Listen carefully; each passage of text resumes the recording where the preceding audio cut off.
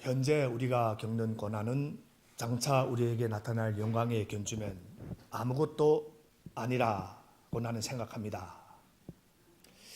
사도 바울이 이 고백처럼 초대교회는 그냥 자라난 교회가 아니라 고난과 역경 속에서 또 시련과 핍박 속에서 심지어는 순교해야 하는 상황에서 초대교회는 태어났고 또 성장했습니다. 세상적으로 봐도 어떤 정상에 올라 있는 사람들, 성공한 사람들 모두 다 나름대로 고통과 시련이 대가를 치른 것을 볼 수 있습니다. 그냥 쉽게 이루어진 것이 아니기 때문에. 그래서 우리 기독교에서도 십자가가 없으면 멸류관도 없다고 말합니다. 여러분, 영적인 삶에서 시련과 고난을 통과하지 않고는 믿음이 성장이 없을 뿐더러 오히려 고난과 핍박을 통해서 또 믿음이 성장합니다. 개인도 그렇고 교회도 그 교회의 역사를 봐도 그렇습니다.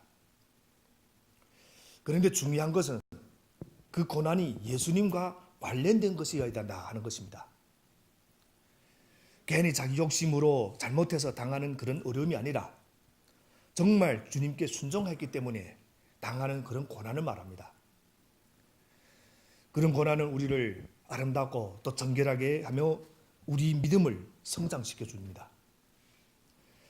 그래서 처음 생긴 초대교회가 고난과 역경과 핍박과 시련을 통과하면서 더 강해지고 더 뜨거워졌던 것입니다.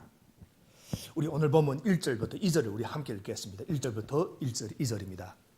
시작. 베드로와 요한이 아직도 사람들이 말하고 있는데 제사장들과 성전 경비대장과 사도계파 사람들이 몰려왔다. 그들은 사도들이 백성을 가르치는 것과 예수의 부활을 내세워서 죽은 사람들이 부활을 선전하고 있는 것에 격분해서 베드로와 요한이 아직도 사람들에게 말하고 있는데, 지난주 본문에도 보았지만 지금 베드로가 설교를 하고 있습니다. 이스라엘 동포 여러분, 어찌하여 이를 이상하게 생각합니까? 또 어찌하여 여러분은 우리가 우리 능력으로 경건으로 이 사람을 걷게 하거나 한 것처럼 우리를 바라봅니까? 이렇게 좀 설교를 시작하고 있습니다. 이때 소문을 듣고 많은 사람들이 몰려오고 있는데 그들 가운데 오늘 본문에 등장하는 제사장들과 성전 경비대장과 또 사도급의 사람들도 있었습니다. 그때 당시에 제사장은 성전에서 행해지는 종교의식을 주관하는 사람들인데 그들이 그 최고 우두머리가 누군가 하면 대제사장입니다. 그리고 당시에는 로마에서 대제사장을 임명했는데 오늘 보면 6절에 보면 안나스와 가야바가 등장합니다. 왜 두 사람인가? 원래는 대제사장 한 사람인데 여기서 안나스는 전 대제사장, 원래 대제사장입니다. 그리고 가야바는 현재 대제사장인데 이 두 사람이 어떤 관계가 있는가 하면 안나스는 가야바의 장인이라 이런 관계가 있습니다. 그래서 지금 현재는 이 가야바가 대제사장이지만 그 실권은 누가 쥐고 있었는가 하면 안나스가 쥐고 있었습니다. 그리고 이 둘 다 예수님을 죽이게 만든 그런 장본인이기도 합니다. 그리고 오늘 보면 또 나오는 성전 경비대장은 누구인가 하면 당시 예루살렘 성전에서는 치안과 경비를 24개 그룹으로 이렇게 나뉘어서 담당했는데 그 총 책임자가 바로 이 성전 경비대장입니다. 그래서 로마의 역사가 요세푸스라는 분이 책에 의하면 그때 당시 대제사장 다음으로 높은 자리가 바로 이 성전 경비대장 자리였다고 합니다. 그럼 이 사도계파 사람들은 누군가 하면 그 당시 잘 알려진 유명한 종교 집단이 두 개 있었는데 그때 당시에 바리새파하고 사도계파입니다. 물론 에네세파라는 파도 있었습니다. 그런데 잘 알려지지는 않았습니다. 그래서 바리새파는 종교적인 이유로 정치를 좀 멀리하고 로마를 반대하고 이스라엘 독립을 원했던 반면 이 사도계파는 아주 현실적인 사람들이었습니다. 그래서 본문에 언급된 제사장들, 성전 경비대장, 그리고 사도계파 사람들은 사실은 각각 다른 사람들이 아니라 사실은 다 같은 이 사도계파에 속하는 그런 사람들이었습니다. 다시 말하면 이스라엘에서 사회에서 최고위층에 있는 권력을 잡고 있었던 그런 실세였습니다. 그리고 그때 당시에 사도계파의 가장 큰 특징 중에 하나를 꼽으라면 그들은 부활을 믿지 않았습니다. 그래서 지금 이 세상이가 전부이고 부활이 뭐가 있는가? 그러니까 지금 현세에서 지금 누릴 것을 어떻게든 많이 누려야 되고 지금 축복받아야 된다. 이것이 그들이 그 사도계파 사람들이 그런 사상이었습니다. 그래서 그들이 그 예수님을 죽일 때도 그들이 가장 앞장섰던 이유도 바로 여기에 있었습니다. 이 땅에 오신 예수님을 죽였던 이유도 바로 여기에 있었던 거예요. 이 부활 때문에. 그런데 지금 오늘 본문에서 보면 지금 자칭 예수님이 제자라고 하는 갈릴리 사람 두 사람이 성전 안에 그 솔로몬 행각에 와가지고 자기들이 십자가에 지금 사도계파들이 앞장서 죽였던 그 예수님이 부활했다 하고 지금 말씀 전하고 있는 겁니다. 그러니까 이거는 사정이 없는 거죠. 인차 달려왔던 거죠. 거리도 작고 하니다 보니까. 그리고 도저히 그 지나칠 수 없는 그런 그 설교였던 것입니다. 그래서 사도들이 아직 말도 설교도 아직 마치기도 전에 지금 때를 몰려와 가지고 지금 그것을 막으려고 하고 있는 겁니다. 여러분 그 제사장 하면 우리가 잘 알다시피 당연히 그 제사장은 어떤 직책인가 하면 백성들을 주님께 인도하는 사람들입니다. 중간에서. 그래서 하나님과 사람 사이를 항상 중재하는 역할을 담당해야 되는 것이 이 제사장 직분이었습니다. 하나님의 은혜를 사람들에게 나눠주고 또 사람들이 어려움과 상처와 기도를 하나님 앞에 올려드리는 것이 이 제사장의 역할인데 거기에는 전혀 관심이 없고 오직 자기들이 가진 이 기득권, 권력을 지키는데 지금 그들이 그 모든 정력이 초점이 거기에 있는 것입니다. 그래서 자기들이 그 기득권을 해친 어떤 세력이 나타났다. 이 소식에는 아주 엄청나게 빨리 움직이는 겁니다. 그 내용이 또 3절, 4절에 나옵니다. 우리 3절, 4절도 함께 읽어보겠습니다. 사도들을 붙잡았으나 날이 이미 저물었으므로 다음 날까지 가두어 두었다. 그런데 사도들의 말을 들은 사람들 가운데에서 믿는 사람이 많으니 남자 어른의 수가 약 5,000명이나 되었다. 인차 움직였던 거, 인차 잡고. 그래서 베드로와 요한은 이제 오후 3시쯤 해서 지금 유대인들이 기도 시간에 성전 대문으로 미문으로 들어가다가 지금 나면서부터 그 움직이지 못하는 그 사람을 보고 안전병기를 보고 예수 이름으로 그를 이렇게 세웁니다. 치유해 주셨습니다.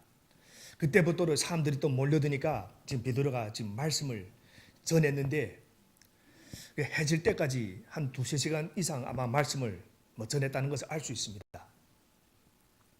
그리고 그때 당시에 그 유대 그 종교 그 율법에 의하면 날이 저문 다음에는 그 죄인을 심문할 수 있는 그런 재판을 할 수가 없었습니다. 그때 당시에는. 그러니까 지금 해가 저무니까 우선 재판은 할 수 없으니까 지금 그 베드로와 요한을 지금 감옥에 가두었던 것입니다. 그런데 아주 놀라운 것은 이 베드로와 요한이 지금 감옥에 갇혀 있는데 갇힌 후에 어떤 일이 벌어졌는가 하면 남자 어른만 5,000명이 예수님을 믿게 되었다. 사실 이것은 아주 놀라운 역설입니다. 그리고 또 하나의 엄청난 기적인 것입니다. 그 하룻밤 사이에 5,000명이 예수님 믿었다. 그리고 또 이것이 오늘 이 사건은 초대교회에 닥친 첫 번째 그 핍박이고 박해입니다. 그러는데 오히려 5,000명이 믿었다 하는 것은 처음 닥친 박해인데 더 부흥했다 하는 것을 보여주는 그 구절입니다. 다시 말하면 사도들이 지금 갇혀 있는데 그런 역사가 일어났다 하는 것입니다. 그래서 여러분, 하나님이 하신 일은 언제나 우리 상식을 언제나 초월해서 하나님은 일하시고 또 그런 사건들이 일어나시는 겁니다. 우리 5절, 6, 7절도 우리 5절부터 7절도 우리 함께 읽겠습니다. 5절부터 7절 시작.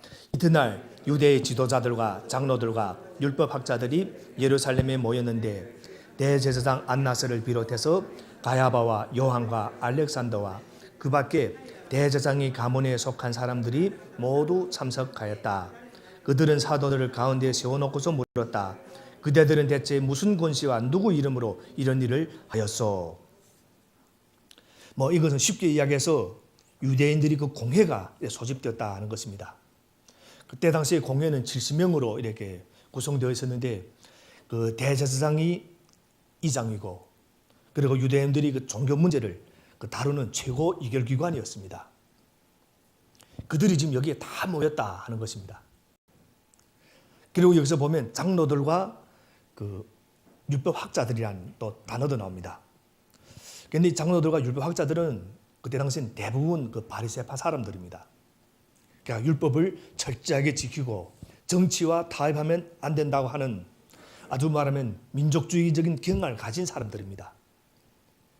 그런데 이 아나스와 가야바는 이 제사장들은 사두개파 사람들입니다.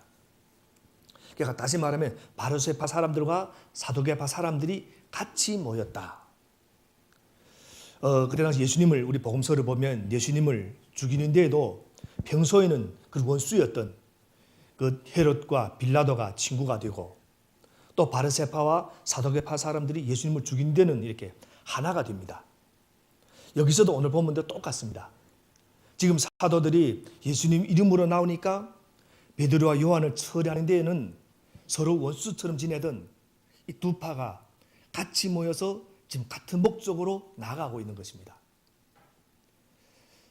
그러니까 예수님을 십자가에 못 박아 죽이는데 결정적인 역할을 했던 지금 장본인들이 오늘 이 자리에 다 모인 것입니다. 그들은 모두 그 성전 문 앞에서 다리에 못 쓰던 사람이 일어난 사건을 들어서 알았습니다.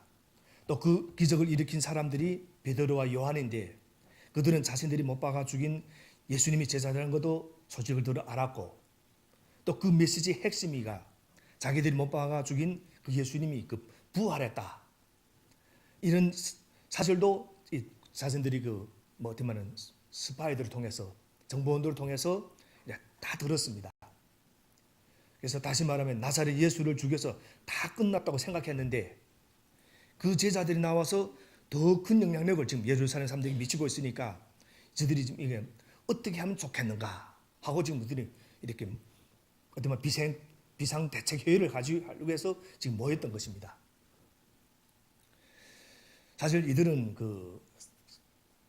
그 생각 속에는 항상 모든 문제를 파워게임으로 이렇게 생각합니다. 누가 더 강하냐? 그래서 이들이 그 질문을 보면 이것이 인차 알립니다.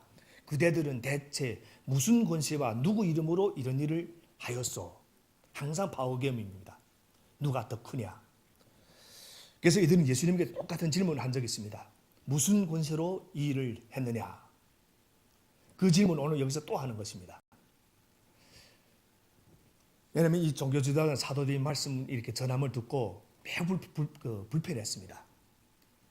왜냐하면 사도계 자체가 그들의 자체가 이 부활을 안 믿는 사람들이기 때문에 그래서 자기들이 지금 죽은 자의 부활이 없다고 가르쳤는데 지금 사도들이 와서 부활이 있다. 너희들이 죽인 예수를 하나님이 살리셨다. 또 사람들이 거기에 열광적으로 또 반응하니까 지금 자신들이 영적 권위가 떨어질 것을 아주 두려워했던 것입니다. 그래서 그때 당시 그 사내들인 그 공회의 종교 지도자들은 재판을 통해 일단 그 베드로와 요한의 길을 좀 꺾어 놓아야 됐고 또 말이 퍼지는 것을 막아야 했던 것입니다.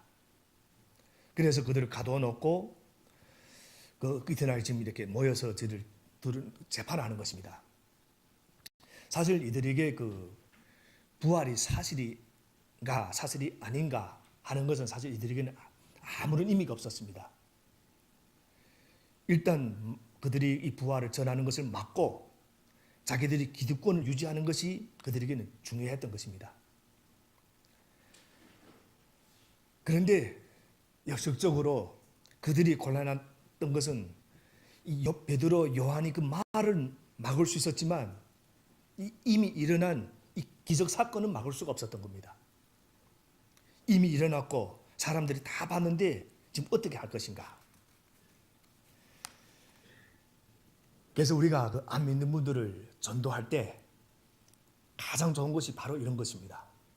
혹시 우리가 말로는 설득하기가 어려울지 모르지만 특히 이 가족 전도 같은 거는 그러나 그들에게 우리 변화된 삶을 보여줘야 되는 것입니다. 이 다리 못 쓰던 사람은 가는 곳마다 정말 살아있는 증거인 것입니다. 누가 봐도 예수님이 능력이 역사한 증거가 되는 사람입니다. 그래서 우리도 변화된 우리 모습이 가장 좋은 그런 전도의 도구가 라는 것을 우리는 꼭 기억하시길 바랍니다. 8절도 우리 함께 읽겠습니다. 8절입니다. 그때 베드로가 성령이 충만하여 그들에게 말하였다. 백성이 지도자들과 장로 여러분.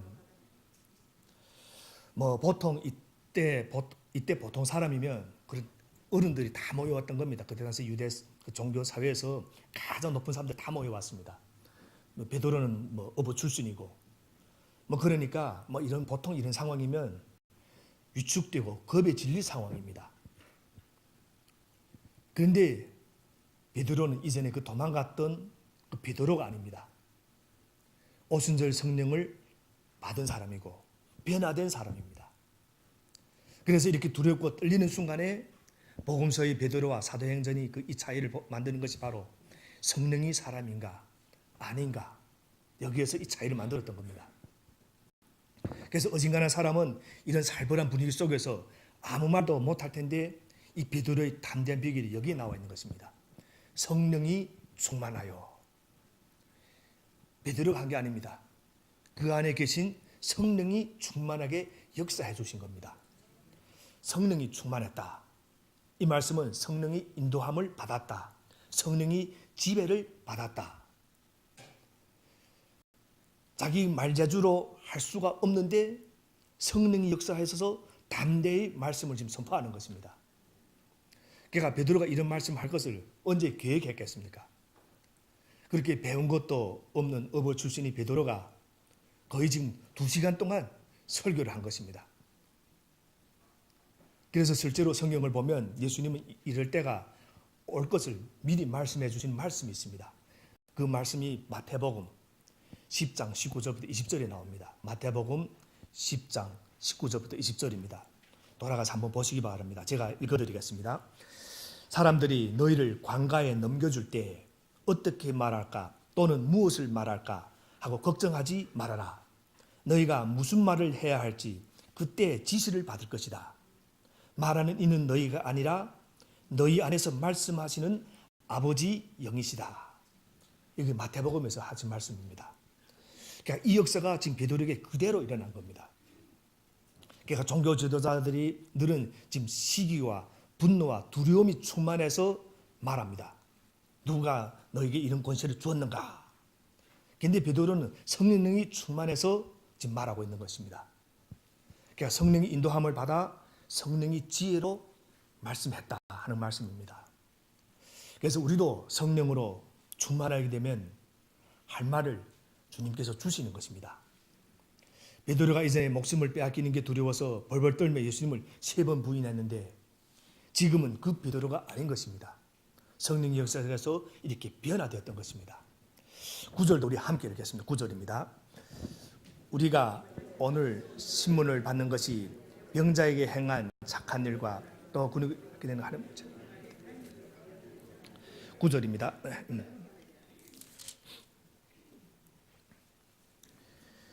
그래서 베드로는 이 사건을 그 병자에게 행한 착한 일이라 하고 아주 지혜롭게 표현합니다. 병자에게 행한 착한 일. 그러니까 이 사람에게는 아주 유익한 일이라 하는 것입니다. 사실 이 말이 무슨 뜻인가 하면 지금 너희는 백성이 종교 지도자라고 하면서 사랑이 없다. 이 사람은 나면서부터 다리를 못 썼으니 얼마나 불쌍한 사람이냐. 그런데 이 사람이 하나님의 능력으로 일어났다. 그러면 하나님께 너무 감사해서 찬양하고 또 이 불쌍한 사람이 회복되었으니 축하해 주는 게 당연하지 않는가. 그런데 너희들은 이 사람은 안중에도 없고 관심도 없으니 너희들에겐 사랑이 없다 하는 이런 말씀입니다. 그러면서 베드로는 너희들이 질문이 잘못되었다. 그럼 이들의 질문이 무엇입니까? 너희가 무슨 권세가 누구 이름으로 이 일을 행하였느냐? 그런데 베드로는 누가 했고 누가 권세를 하는 것이 아니라 이 사람이 어떻게 구원받았는가 이런 질문을 해야 된다 하는 것입니다. 지금 하나님이 어떻게 이런 일을 일으키셨는가? 하나님이 해주셨구나 하는 데 관심을 기울여야 되지 누구 권세로 했느냐? 왜 관심을 갖느냐 하는 것입니다. 그래서 유대 종교 지도자들은 만약 하나님께서 뭔가 이적을 행하신다면 우리를 통해서 해야 되지 너희들이 뭔데 함부로 하는가? 이런 질문하는데 이런 데 초점이 맞춰져 있다면 베드로는 이 초점 자체를 바꿔야 한다는 말씀입니다. 어떻게 이 사람이 구원을 받았는가? 그러니까 중요한 것은 하나님의 구원의 역사가 일어났다. 이 사실이라 하는 것입니다. 그러니까 주님이 하셨으면 되는 것인데 본질은 제쳐놓고 왜 자꾸 비본질적인 문제를 가지고 문제의 핵심을 흐리게 하는가? 그래서 빌립보서를 읽어보면 사도 바울이 감옥에 갇히니까 그 바울을 좀 괴롭게 하기 위해서 그 복음을 전하는 그 장면이 나옵니다. 그런데 그때 놀랍게도 바울이 이런 말을 합니다. 이렇게 되든 저렇게 되든 무슨 상관인가? 예수님이 전파되기만 하면 나는 기뻐한다. 그러니까 예수님이 전해지는 것이 중요하지 누가 하느냐는 중요하지 않다 하는 말씀입니다. 그래서 나를 통해 역사하시면 감사한 일이지만 다른 형제자매를 통해서 그런 역사가 일어나도 감사하다 하는 말씀입니다. 10절도 우리 함께 읽겠습니다. 오늘 보면 10절입니다. 여러분 모두와 모든 이스라엘 백성은 이것을 알아야 합니다. 이 사람이 성한 몸으로 여러분 앞에 서게 된 것은 여러분이 십자가에 못 박아 죽였으나 하나님이 죽은 사람들 가운데서 살리신 나사렛 예수 그리스도의 이름을 힘입어서 된 것입니다. 능력이 이름 예수 그리스도. 베드로는 담대하게 선포하는 겁니다. 하나님이 죽은 사람들 가운데 살리신 나사렛 예수 그리스도의 이름을 힘입어서 된 것입니다. 여러분 성령의 사람은 이렇게 말이 단순하고 분명하고 담대합니다. 두려워하지 않는 것입니다. 사실 베드로 자신이 일으켰으니까 영광이 자기에게 와도 가만히 있을 만한데 철저히 자기가 아니라고 주님이 하셨다고 지금 하는 것입니다. 그러면서 예수님을 더 구체적으로 더 담대히 이렇게 선포합니다. 그 말씀도 11절부터 12절에 나옵니다. 11절 12절도 우리 함께 읽어보겠습니다. 이 예수는 너희들 집 짓는 사람에게는 버림받은 돌이지만 집 모퉁이 머릿돌이 되신 분입니다. 이 예수밖에는 다른 아무에게도 구원은 없습니다. 사람들에게 주신 이름 가운데 우리가 이지하여 구원을 얻어야 할 이름은 하늘 아래에 이 이름밖에 다른 이름이 없습니다. 율법과 종교 지도자들은 다 예수님을 버렸습니다. 공사장에서 쓸모없는 돌을 버리듯이 그분을 십자가에 못 박아 죽였습니다. 그러나 하나님은 예수님을 다시 살리셔서 우리 구원인 머릿돌, 하나님 나라의 머릿돌이 되게 하셨다 하는 말씀입니다. 여러분도 아시다시피 이 머릿돌은 그런 건물이 그 핵심이 되는 그런 돌입니다. 그래서 그때 당시 건축할 때 머릿돌이 없으면 또 이 건물이 무너져 내리는 것입니다. 그래서 예수님을 빼면 구원이 없다. 한마디로 간단하게 말하면 있습니다. 예수님 빼면 구원이 없다. 사람들에게 주신 이름 가운데 우리가 이제하여 구원을 받아야 할 이름은 하늘 아래 이 이름밖에 다른 이름이 없습니다. 여러분 예수님을 빼면 하나님 나라는 없습니다. 예수님이 선포되어야 되는 것입니다. 우리 삶을 통해 되어야 하는 것입니다. 그래서 우리 설교도 하고 성경 공부도 마찬가지입니다. 우리 기분을 좋게 해주기 위해서 하는 게 아닙니다. 예수님을 선포하는 겁니다. 그래서 올해 교회 다니면서 열심히 신앙생활을 하는 분들에게는 언제나 이런 아멘 소리가 나오는 거, 이런 말씀 할 때마다 아멘, 아멘 나오는 겁니다. 그런데 이런 말씀도 안 믿는 사람들, 그리고 교회에 처음 나오신 분들, 이런 말씀 들으면 좀 불편합니다. 왜 다른 길도 있는 것 같은데 예수만님만 유일한 길이라고 하느냐 하고 불편할 수도 있습니다. 그런데 여러분 생각해 보시기 바랍니다. 열쇠가 비슷해 보이는 것들이 많지만 문을 여는 만 열쇠는 단 한 가지입니다. 만약 모든 키가 다 통하면 그 문제가 되는 겁니다. 진리도 그런 것입니다. 특별히 지금은 우리 포스트 모던 시대이기 때문에 절대 진리가 없다 하고 이렇게 믿는 시대가 되어 있습니다. 예수님 외에 구원받을 다른 이름이 없다. 이것은 사실은 다른 사람을 비하하는 그런 표현들이 아닙니다. 그래서 어떤 분들도 이런 말씀도 합니다. 산꼭대기는 하나이지만 올라가는 길은 여러 개가 아닌가. 꼭 기독교만 유일하고 예수만 유일하고 하는 것은 너무 배타적이고 독선적이 아닌가. 이런 질문도 가끔 듣습니다. 그런데 그렇게 말하면서 산꼭대기는 어느 길로 올라가도 괜찮다. 이 말이 사실은 더 독선적이고 배타적인 말이라는 것을 여러분 잘 생각해 보면 알 수 있습니다. 왜냐하면 이런 말씀을 할 수 있는 분들은 그 길을 다 가본 사람만이 할 수 있는 말이기 때문에.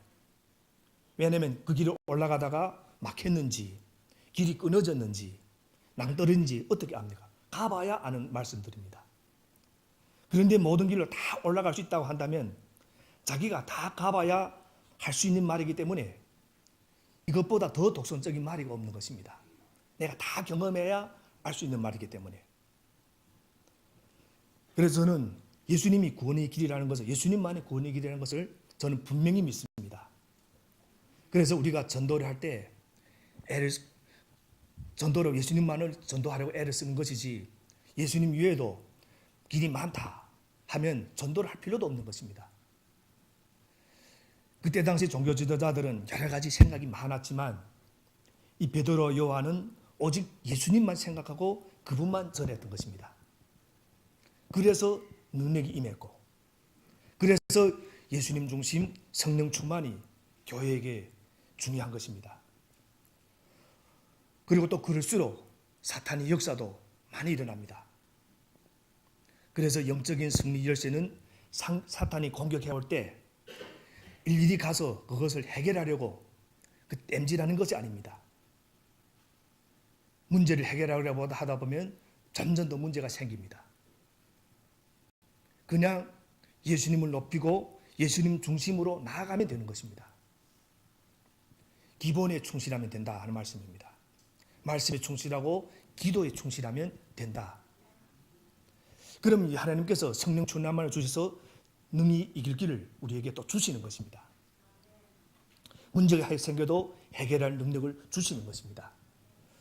오늘 말씀 정리하겠습니다. 여러분, 우리들은 신앙생활하면서 너무나 많이 하나님을 제한하고 있습니다. 자기 상식과 자기 계획과 자기 경험을 벗어나는 것을 두려워합니다. 또 우리들은 하나님을 자기처럼 생각하는 겁니다.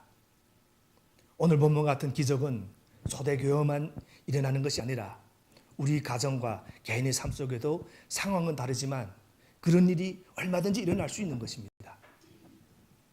초대교회가 이렇게 성장한 비결은 성령과 말씀이었던 것입니다. 어떻게 이렇게 갑자기 커졌는가? 성령님이 불이 붙었기 때문에, 성령이 바람이 불기 시작했기 때문에, 성령이 바람이 불기 시작하니까 어디에서 오는지 모르지만 사람들이 몰려오기 시작한 것입니다. 그리고 이것이 사실은 진정한 부흥인 것입니다.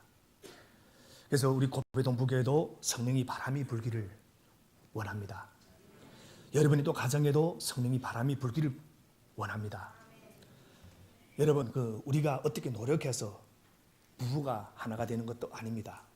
성령이 바람이 불어야 사랑하고 용서하고 회개하는 그런 놀라운 역사들이 일어나기 시작하는 겁니다. 초대교회에 성령님이 바람이 불 때 3천 명이 되고 10,000명이 되는 기적이 일어났고, 또 성령이 역사할 때 사람들이 마음이 깨지고 거듭나는 역사들이 일어났던 것입니다. 그리고 중요한 것이 또 하나 있습니다.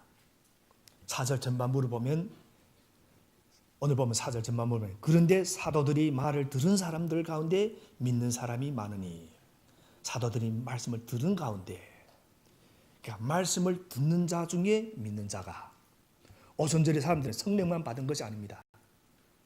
그들은 성령을 체험하고 나서 하나님의 말씀을 들었던 것입니다.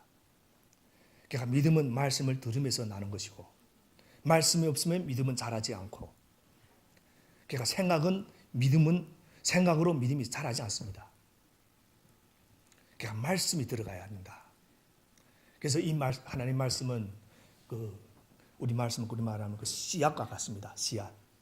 그래서 씨 뿌린 비율을 우리는 다 잘 압니다. 옥토에 뿌려진 씨는 30배, 60배, 100배의 결실을 맺었습니다. 그래서 하나님 말씀은 기억하시기 바랍니다. 하나님 말씀은 살아있는 말씀입니다. 사람이 마음과 생각을 찔러가지고 회개하게 하고 분별하게 하는 것이 또 하나님의 말씀입니다. 저도 이 하나님 말씀이 없으면 이 자리에 서실 수도 없습니다. 사람이 마음과 생각을 찔러서 회개하고, 그래서 이 말씀이 능력이 있고 또 이 말씀으로부터 우리가 구원이 있는 것입니다. 그러므로 이 초대교회 성도들은 성령을 체험했을 뿐만 아니라 말씀을 받아들였다. 말씀이 우리의 만박 옥토에 뿌려지기 시작하면 내 지성과 내 이성과 내 상식과 내 경험이 세계를 뛰어넘어서 내가 상상할 수 없던 일들이 내 개인의 삶, 가정과 교회에 일어나기 시작하는 것입니다. 그래서 어떤 악조건, 고난과 시련 속에서도 하나님을 신뢰하고 그에게 순종하고 따르기를 원한다면 복음의 능력이 나타남을 믿습니다. 그래서 지금은 기적도 지금 여러분이 그것이 될 수가 있는 것입니다. 축복도 여러분이 그것이 될 수가 있는 것입니다. 그런데 우리가 어떻습니까? 많은 사람들은 축복을 자기 앞에 놓고도 하나님 앞에 축복을 주십시오 항상 말합니다. 기적을 경험하면서도 기적을 주십시오 하고 항상 또 말하는 것입니다. 우리가 잘 생각해 보면 우리 삶 속에 많은 기적들이 있었습니다. 예수님은 우리를 위해서 이미 죽으셨고 성령의 능력을, 그래서 우리가 이 예수님의 이름으로 보혈의 능력으로 성령을 받고 또 성령의 그 능력을 또 체험하게 되시기를 바랍니다. 그래서 어떤 고난이 와도 두려워하지 않게 되기를 바랍니다. 그래서 고난은 우리에게 비극을 주는 것이 아니라 축복을 주는 것이다 하는 오늘 말씀의 주제입니다. 이 예수밖에는 다른 아무에게도 구원은 없습니다. 사람들에게 주신 이름 가운데 우리가 이제야 구원을 얻어야 할 이름은 하늘 아래에 이 이름밖에 다른 이름이 없습니다. 이 예수 이름으로 구원을 얻는 사실을 확신하고 감격하고 감사하고 나가면, 또 그리고 그것을 전하게 되면 우리 모두가 주님이 주시는 그런 영적 축복을 누릴 수 있게 될 줄로 또 믿습니다. 기도하겠습니다.